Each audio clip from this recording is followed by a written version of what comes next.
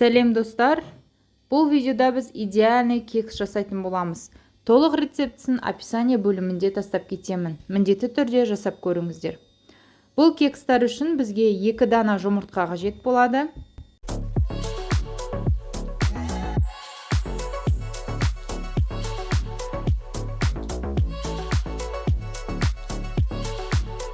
Комнатный температурадағы сливочный май қажет болады. Онымызды ситадан өткізіп саламыз, сосын үстінен разрыхлитель қосамыз.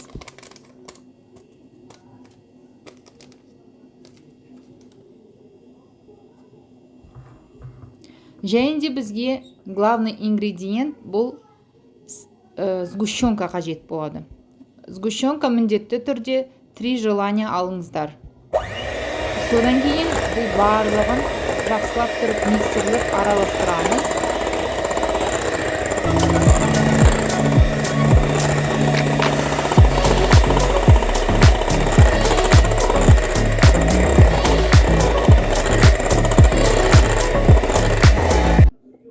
Бізде осындай қатты қою емес, қатты сұйық емес консистенция шығу керек. Бұны формочкаларға салып 20-25 минут пісіріп аламыз. Піскенін осылай тексеріп аламыз. Міндетті түрде маған подписаться етіп, лайк басуды ұмытпаңыздар.